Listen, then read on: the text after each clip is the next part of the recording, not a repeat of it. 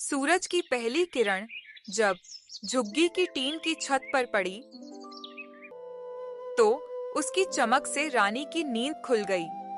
छोटे से कमरे में चूल्हे की ठंडी राख, पुराने कपड़े और बिखरे हुए टिफिन बक्से पड़े थे। उसके पिता रघु पहले से जागे हुए थे, झोला लेकर जाने की तैयारी में। पापा, आज फिर इतना जल्दी? हाँ बेटा, सूरज को भी तो काम पर जाना होता है। अगर वो आलस करे तो दुनिया कैसे चले। रानी मुस्कुरा देती है। वो बिस्तर से उठकर मिट्टी के फर्श पर पैर रखती है और फिर अपने छोटे से प्लास्टिक के मग में पानी भरने चल देती है। बाहर झुग्गी की गलियों में वही रोज का शोर, बच्चे स्कूल की वर्दी में भागते हुए, औरतें झाड़ू लगाती हुई, कहीं से बजते हुए रेडियो पर पुराने गाने। रघु अपने सिर पर टोपी ठीक करता है और बोरी उठाता है। पापा, जल्दी मत जाओ, मैं तिलक लगाऊंगी। वो मिट्टी के कटोरे में से राख निकालकर रघु के माथे पर लगाती है।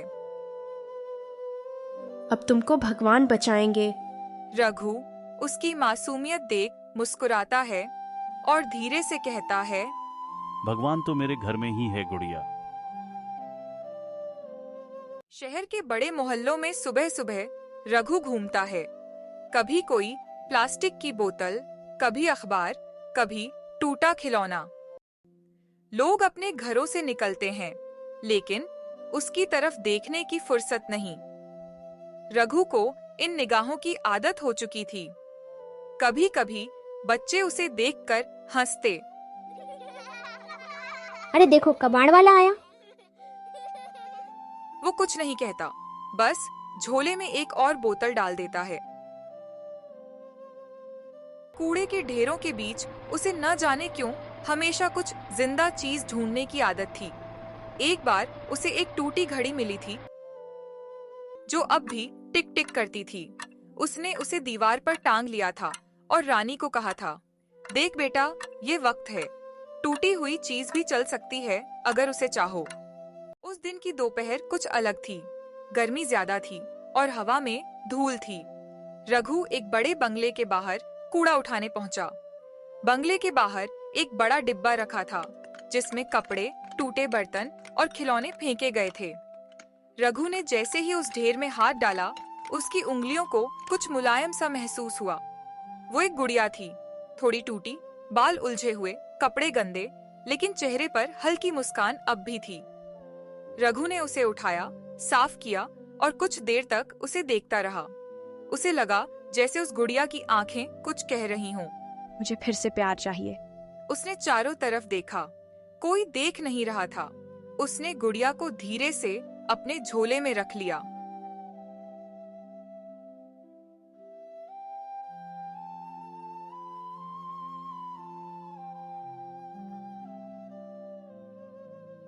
सूरज ढलने लगा था। रघु की झोपड़ी के बाहर धुआं उठ रहा था।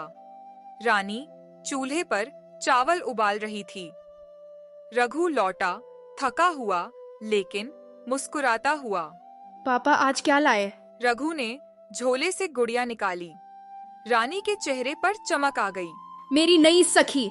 उसने गुड़िया को गले लगाया, धूल झाड़ी और बोली, इसे मैं नहलाऊंगी, बाल बनाऊंगी और नाम दूंगी।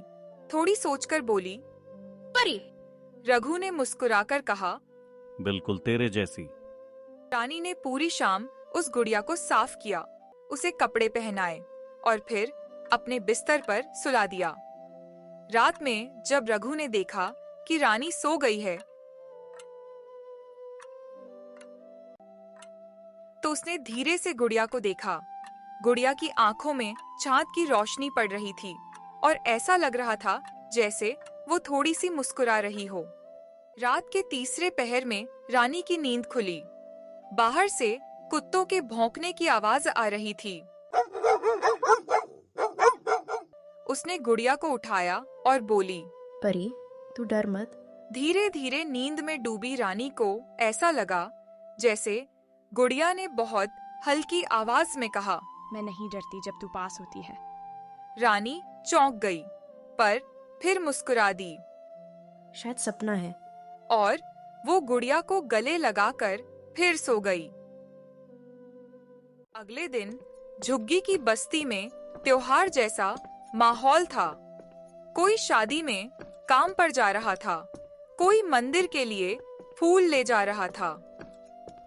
रानी अपनी गुड़िया के साथ मिट्टी में खेल रही थी। गुड़िया के हाथ में उसने एक छोटा सा फूल बांध दिया था। देख परी, अब तू भी देवी बन गई। बगल में रहने वाली बुजुर्ग अम्मा ने कहा, बड़ी भाग्यशाली है तेरी बेटी रघु, गरीबी में भी ऐसे हंसती है जैसे राजकुमारी हो। रघु ने बस इतना कहा। जिसके पास प्यार है उसे रोटी की कमी भी खुशी लगती है। शाम को जब रघु काम से लौट रहा था, उसने देखा कि नगर निगम के लोग झुग्गी हटाने की बात कर रहे थे। यहाँ से सब हटो, यह इलाका अब साफ किया जाएगा। रघु के हाथ से बोरी गिर गई। घर लौटकर उसने रानी को चुपचाप देखा। वो अपनी गुड़िया को सुला रही थी। पापा, क्या हमारा घर भी बदल जाएगा? जहाँ तू होगी वहीं मेरा घर होगा। अगले दिन भयंकर बारिश हुई। झुग्गी की छत से पानी टपकने लगा। रानी गुड़िया को कपड़े में लपेटकर बोली, मैं तुझे भीगने नहीं दूंगी। रघु बाहर बाल्टी रख रहा था ताकि पानी अंदर न जाए। बिजली चमकी, हवा चली। अचानक झोपड़ी का एक हिस्सा गिर गया। रघु दौड़ा।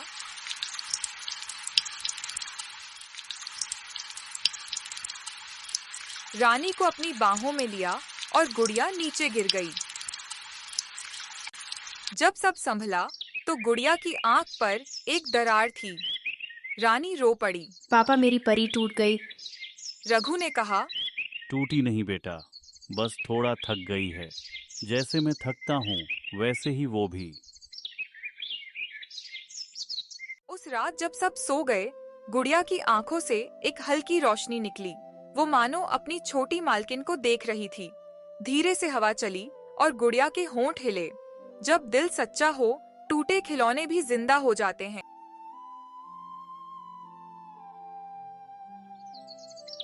सुबह जब रानी उठी, उसने देखा गुड़िया की आंख की दरार गायब थी।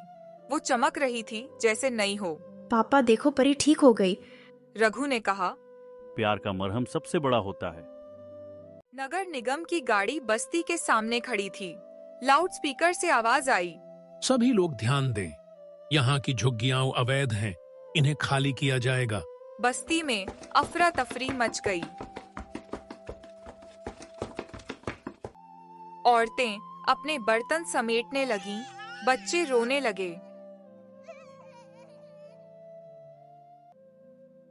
रघु का चेहरा सूख गया।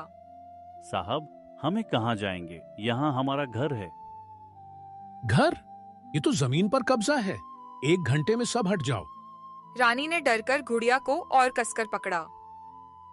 पापा, परी हमें छोड़कर नहीं जाएगी ना? नहीं बेटा, अब हमारे साथ यही तो है।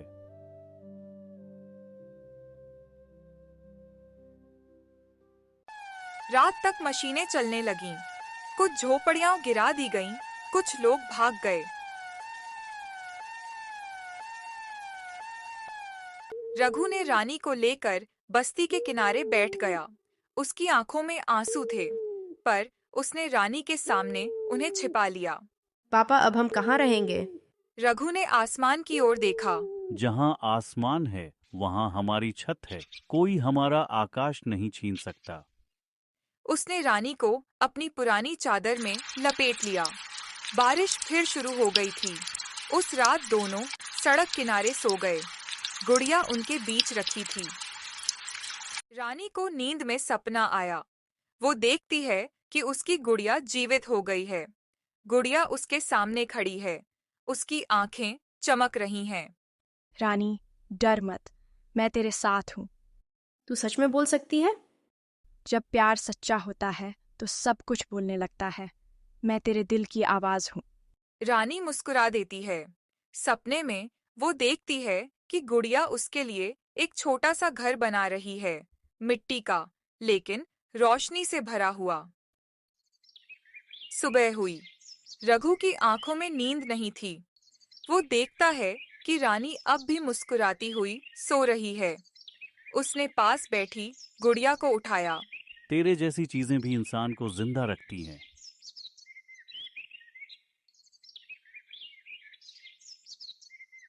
फिर वो काम की तलाश में निकल गया। कचरा उठाने वाली गाड़ियों में काम मिलना मुश्किल था, पर उसने हार नहीं मानी।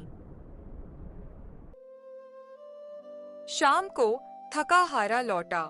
उसके पैरों में छाले थे। रानी दौड़कर आई। पापा, आज परी ने मुझे सपना दिया था। उसने घर बनाया था हमारे लिए।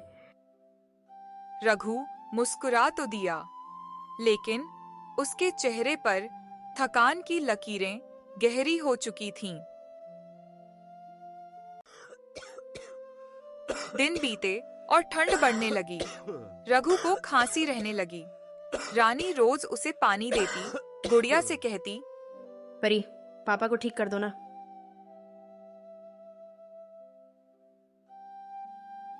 एक दिन रघु गिर पड़ा। रानी ने आसपास के लोगों से मदद मांगी, पर सब अपनी अपनी गरीबी में फंसे थे। रानी ने गुड़िया को गले लगाया और कहा, परी, अगर तू मेरी सच्ची दोस्त है तो पापा को ठीक कर दे। रात को हवा में हल्की रोशनी फैली। गुड़िया की आंखों से चमक निकली और रानी को ऐसा लगा जैसे किसी ने उसके पिता के माथे को छुआ। सुबह जब रघु उठा, उसकी खांसी गायब थी। उसने हैरानी से रानी को देखा। मैं ठीक हूँ बेटा, कैसे? रानी बस मुस्कुराई। परी ने किया। अब रघु को लगा कि कुछ तो चमत्कार है इस गुड़िया में। वो हर दिन उसे झोपड़ी के बाहर रख देता और कहता, इसमें रानी का प्यार है, यही हमारी रक्षा करेगी। रानी स्कूल नहीं जाती थी, लेकिन उसे अक्षर सीखने का शौक था। रघु ने कबाड़ से एक पुरानी किताब उठाई और कहा, चल, मैं तुझे पढ़ना सिखाऊंगा। वो टूटी स्लेट पर रानी को अ से अनार सिखाता। गुड़िया उनके बीच बैठी रहती, जैसे सुन रही हो। रानी कहती, परी भी सीखेगी। और रघु हंस कर कहता, हाँ, उसे भी पढ़ा देंगे ताकि वो हमें कभी अकेला न छोड़े। एक दिन बस्ती में एक एनजीओ की वैन आई। एक महिला सब बच्चों से बात कर रही थी। उसने रानी को देखा, जो अपनी गुड़िया के साथ मिट्टी में खेल रही थी। क्या प्यारी गुड़िया है तुम्हारा नाम? रानी, और इसका नाम परी। महिला मुस्कुराई, फिर रघु से बोली, आपकी बेटी बहुत होशियार लगती है। हम झुग्गी के बच्चों को पढ़ाते हैं। रानी को भेजिए। रघु की आंखों में चमक आ गई। क्या सच में वो पढ़ सकती है? हाँ, बिल्कुल। रानी खुश होकर बोली। परी भी साथ जाएगी ना पापा? रघु ने हंसते हुए कहा, हाँ बेटा, परी तेरे बस्ते में रहेगी। अब रानी रोज स्कूल जाने लगी। उसके पास न नया बैग था न कॉपी, पर उसके पास हौसला था। हर दिन वो स्कूल जाती और गुड़िया को मेज पर रख देती। टीचर पूछती, ये कौन? रानी कहती, मेरी सबसे अच्छी दोस्त। धीरे धीरे रानी क्लास की सबसे तेज छात्रा बन गई। टीचर ने कहा, रानी, तेरा सपना क्या है? रानी बोली, मैं बड़ी होकर अपने जैसे बच्चों के लिए घर बनाऊंगी जिसमें कोई रोए नहीं। क्लास तालियों से गूंज उठी। गुड़िया की आंखें फिर चमक उठीं। एक दिन बस्ती में आग लग गई। कुछ बच्चों की झोपड़ियां जल गईं। रघु और रानी भागे, लेकिन उनका घर भी धुएं में घिर गया। रानी चिल्लाई, कुपरी अंदर है। वो दौड़ पड़ी, पर रघु ने उसे पकड़ लिया। नहीं बेटा, अंदर मत जा। अचानक हवा का झोंका आया और किसी चमत्कार की तरह आग पीछे हट गई। रानी ने देखा, गुड़िया जमीन पर पड़ी थी। जलने से पहले ही हवा थम गई। लोगों ने कहा, ये कैसी हवा थी, आग बुझ गई। रघु ने आंसुओं में कहा, ये हवा नहीं, प्यार की ताकत थी।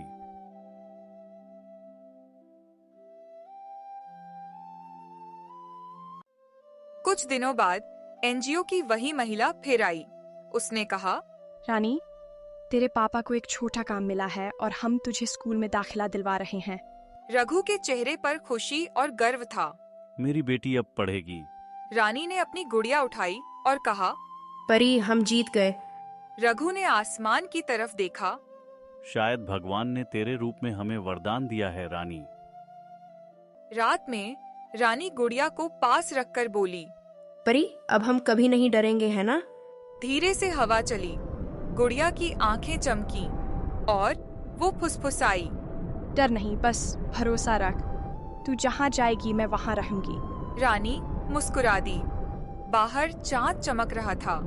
रघु और रानी के जीवन में पहली बार आशा की रोशनी फैल गई थी।